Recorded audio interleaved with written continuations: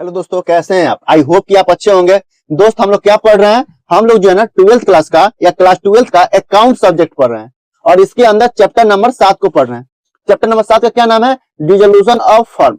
Dissolution का मतलब होता है बंद करना और फर्म का मतलब होता है पार्टनरशिप फर्म, यानी अर्थात पार्टनरशिप फर्म को हमेशा हमेशा के लिए बंद कर देना, उसमें ताला लगा देना, उसका शटर गिरा देना, क्या कहलाता है? डिसोल्यूशन ऑफ फर्म कहलाता है। और डिसोल्यूशन ऑफ फर्म के अंदर ना हमेशा 3 अकाउंट ओपन करते हैं। कौन कौन सा? पहला रियलाइजेशन अकाउंट, दूसरा पार्टनर कैपिटल अकाउंट और तीसरा कैश या बैंक अकाउंट। कभी कभी जो है ना पार्टनर लोन भी अकाउंट ओपन करना पड़ता है। अगर क्वेश्चन कहे तो, क्वेश्चन नहीं कहेगा तो हम पार्टनर लोन अकाउंट ओपन नहीं करेंगे। तो चलिए बिना देर किए हम कुछ प्रैक्टिकल क्वेश्चन की तरफ मूव करते हैं और क्वेश्चन आंसर को सोल्व करने की कोशिश करते हैं। ठीक है, इसको हटाते हैं। पहले आप पढ़िए, क्वेश्चन पढ़िए। ये सब जो है ना डिसोल्यूशन ऑफ फर्म से रिलेटेड है। तो पास journal entry in case of dissolution of firm, यानी फर्म जो है ना पार्टनरशिप फर्म जो है ना बंद हो रहा है और उस बंद होने के केस में सारे ट्रांजैक्शन को, मतलब जो भी नीचे क्वेश्चन दिया इसको सोल्व करिए जर्नल एंट्री में।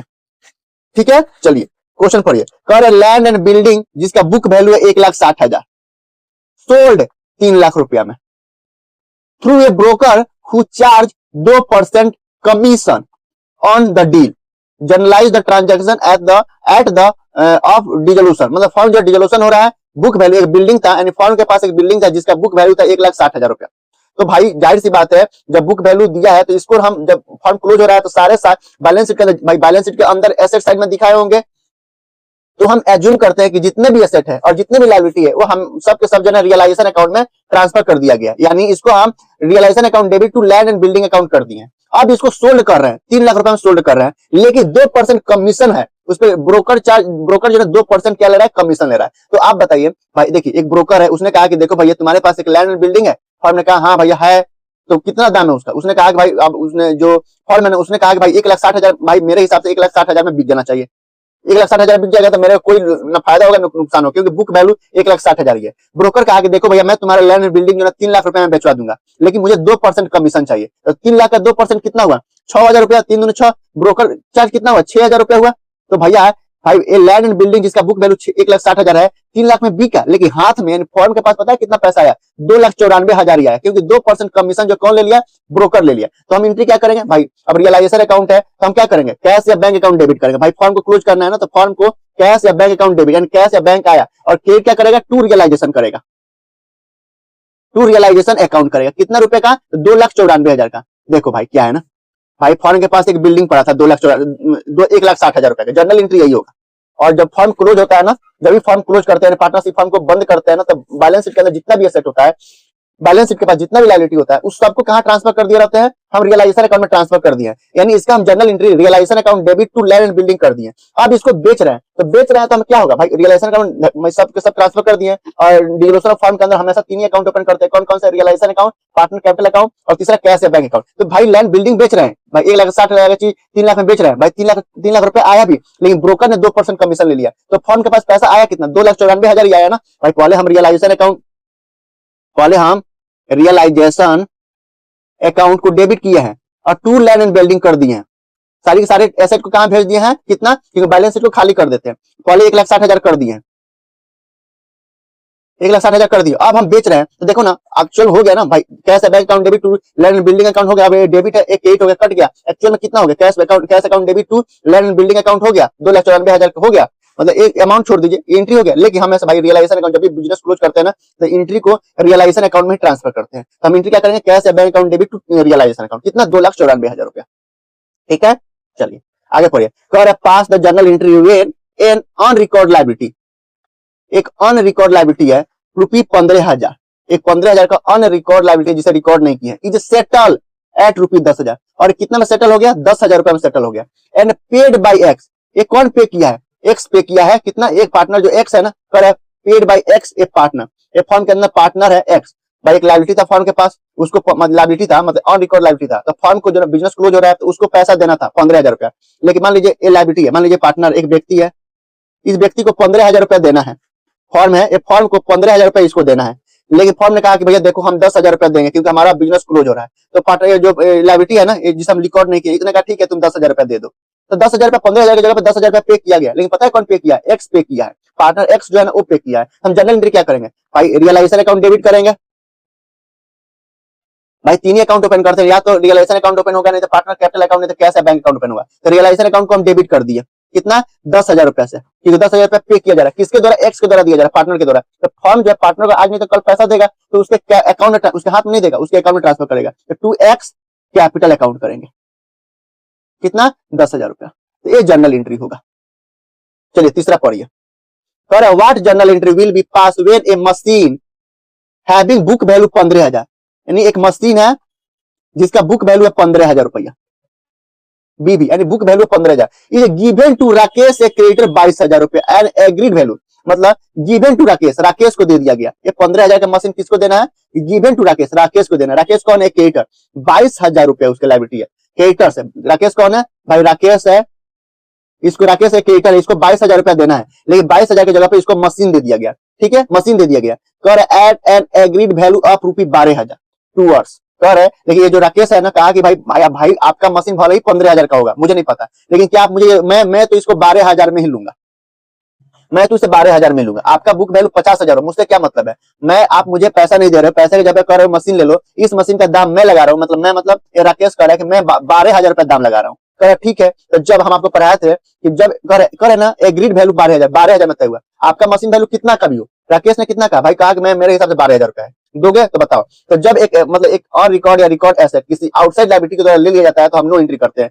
तो एक तो 12,000 का रिकॉर्ड नहीं करेंगे, क्योंकि 22,000 रुपया पे करना था, 12,000 का मशीन ले लिया, 12,000 में मशीन ले लिया, इसे तो नो एंट्री करेंगे, 12,000 अमाउंट का नो एंट्री करेंगे, बच गया 10,000 रुपया। तो 10,000 रुपया क्या कर आगे, कर है part payment of his due, part जो पेमेंट है, पार्ट पेमेंट कितना रखा है 10,000 रुपया, 10,000 रुपया अभी भी राकेश को देना है। कह रहा है कि अभी वो ड्यू है, तो ड्यू है नहीं भाई, बिजनेस क्लोज कर रहा है, हम तो पैसा दे देंगे भाई, बिजनेस क्लोज हो रहा है, हम क्यों रखेंगे किसी का कर्ज अपने ऊपर, हम क्यों रखेगा, तो पेमेंट कर देगा। क्या करेगा, रियलाइजेशन अकाउंट डेबिट करेगा, रियलाइजेशन अकाउंट डेबिट करेगा। जर्नल एंट्री सब करना है, टू करना है, टू कैश या बैंक अकाउंट कर देगा, बैंक अकाउंट कितना 10,000 रुपया था, आप इधर 10,000 रुपया उधर लिख लेना, मैं इधर लिख दिया हूं, ठीक है, अमाउंट तो चढ़ा लेना, ऐसे जर्नल एंट्री होगा। क्या भाई देखो, मशीन पड़ा था 15,000 रुपया, कह रहा है what journal entry will be passed when a machine having book value 15,000 is given to Rakesh a creditor of rupees 22,000 at an agreed value of rupees 12,000 toward part payment of his due, मतलब एक machine था 15,000 रुपया form के पास, और एक राकेश को देना था 22,000 रुपया। तो फॉर्म ने बोला राकेश को, भैया 15,000 की मशीन है, तुम 15,000 की मशीन ले लो, बाकी पेमेंट ले लेना। तो राकेश ने बोला कि भाई देखो 15,000 तुम्हारा कितना का भी मशीन है मुझे नहीं पता, मुझे 12,000 में देना है, मुझे 12,000 में, मैं इस मशीन का दाम 12,000 रुपया लगा रहा हूँ, दोगे तो बताओ, ठीक है दे दिया। तो 12,000 जब एक एसेट को, मतलब जब एक एसेट एक क्रेडिटर के द्वारा ले लिया जाता है, तो कोई मतलब आउटसाइड लायबिलिटी के द्वारा ले लिया जाता है, तो नो एंट्री करते हैं। बच गया 10,000 रुपया, तो 10,000 रुपया कर रहा है पेमेंट ऑफ हिज ड्यू, तो हम ड्यू का मतलब, ड्यू मतलब बकाया है, तो बकाया है तो पेमेंट कर दो भाई, बिजनेस क्लोज कर रहा है पेमेंट कर दो। तो realisation account debit to cash bank account, realisation account में ही ट्रांसफर करेंगे, क्योंकि वहीं से पार्टनर को मुनाफा हो रहा है भाई, वहां से या तो गेन निकलेगा, नहीं तो लॉस निकलेगा, फिर पार्टनर कैपिटल अकाउंट में ट्रांसफर करेंगे, ठीक है। तो जनरल एंट्री यही होगा।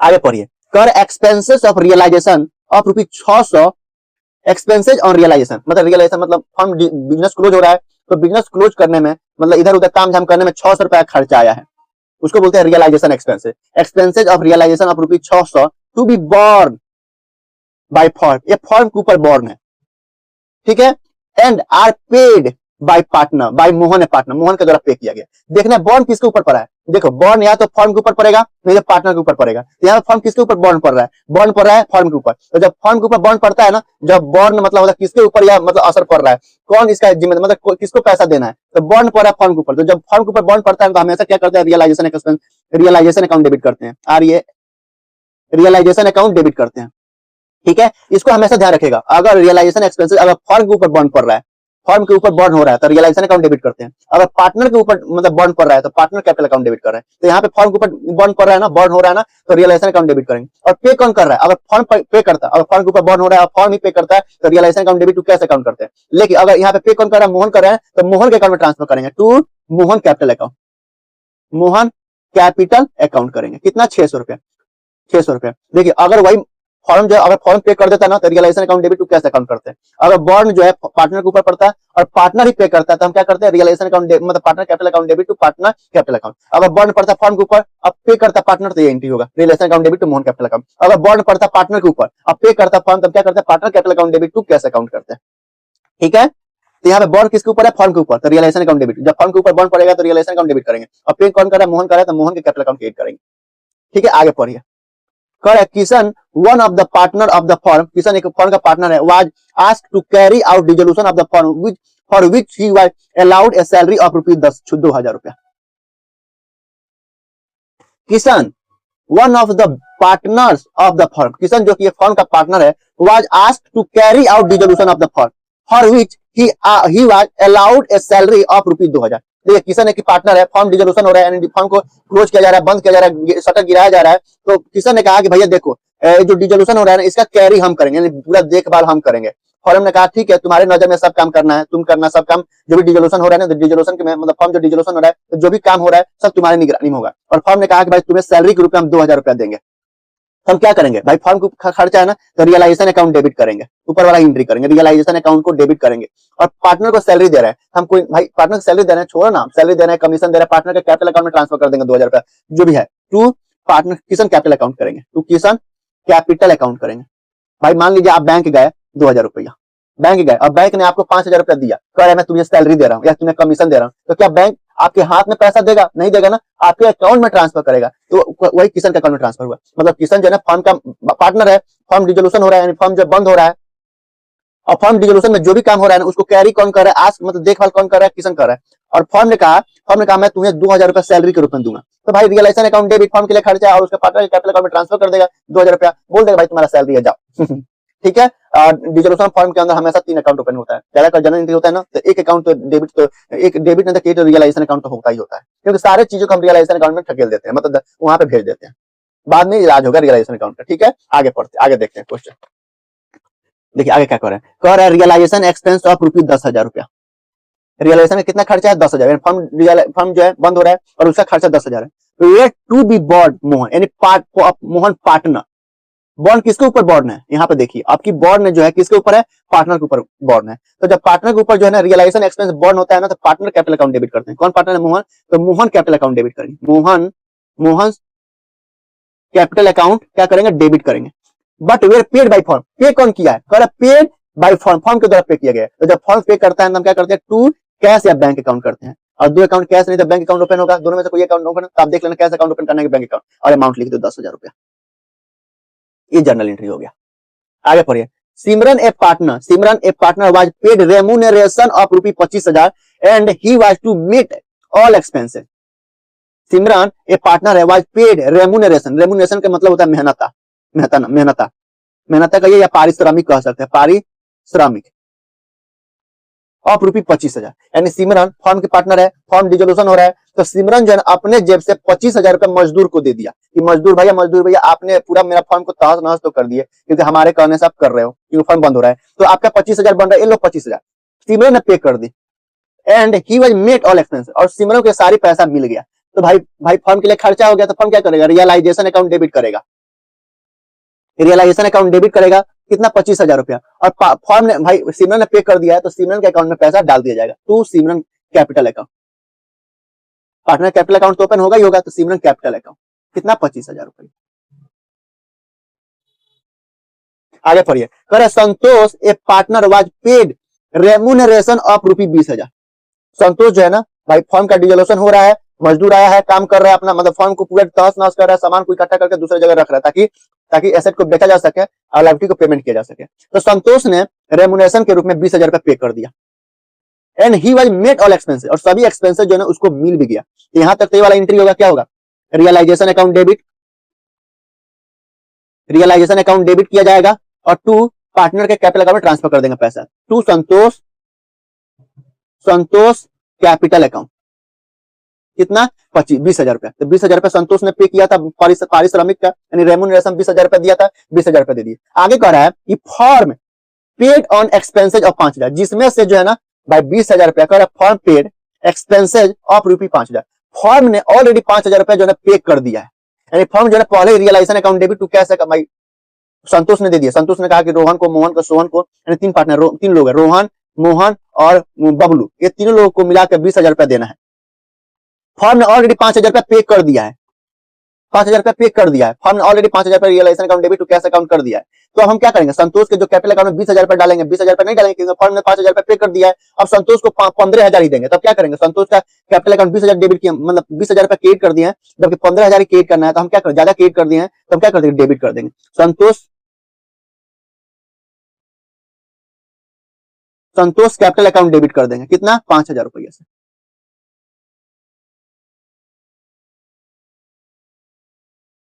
₹5,000 संतोष का कैपिटल अकाउंट डेबिट कर देंगे, टू रियलाइजेशन कर देंगे,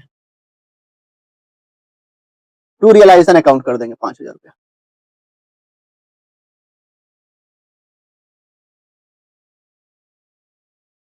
ठीक है, ठीक है, ये कर देंगे। तो आई होप कि आपको ये जर्नल एंट्री समझ में आया होगा। फिर भी दिक्कत लग रहा हो, कहीं समझ में नहीं आया तो हमें जो है ना मतलब कमेंट करके जरूर बताइएगा कि सर हमको यहाँ समझ में नहीं आया। मैं कोशिश करूंगा कि आपको और बढ़िया समझाने के लिए। ठीक है, आज के लिए इतना ही रहने देते हैं, बाय। फिर कल मिलते हैं, कल हम लोग कोई नया चैप्टर शुरू करेंगे। ठीक है, बाय।